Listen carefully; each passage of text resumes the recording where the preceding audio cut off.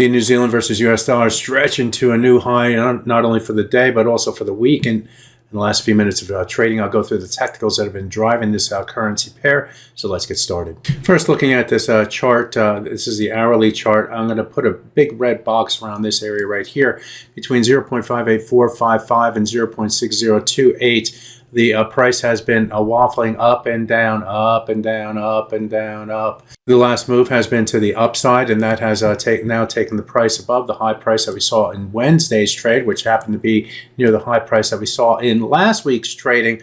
And the extension above that level is a bullish play for the buyers. Earlier today, the price moved back above the cluster of moving averages, including this green line, which represents the 200-bar moving average, actually 200-hour moving average. This blue line, which represents the 100-hour moving average, and the higher blue line, which represents the 100-bar moving average. On the 4-hour charts, they're getting above all those moving averages with more bullish. And note here how the price based against the 200-hour moving average here before moving to the upside. That was a bullish play for the pair and gave the buyers to go ahead to push to the upside.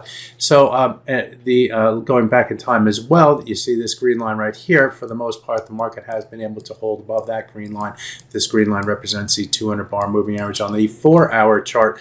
And in trading yesterday, the price came down to that level, and we actually moved a little bit below it in the Asian session here today, but could not sustain momentum toward the 200-day moving average, this line right here, and that helped to also push the price back to the upside. So technically speaking, the price did a good price action today, did do a good thing basing and breaking above a cluster of moving averages, and now trying to get above the high prices from the last 2 weeks of trading at 0.5966. If the price can stay above that level, then the next key targets really don't come in until we start to reach toward these high prices for the month of April. For the month of May, those levels come between 0.6018 and 0.6028.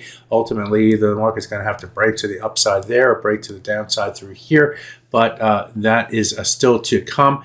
But the buyers are certainly making a play with the move above the moving averages and moving up toward the upper extreme of this currency pair. So there you have it, a look at the New Zealand versus US dollar to end your trading week. My name is Greg Mikulowski. Good fortune with your trading. Bye-bye now.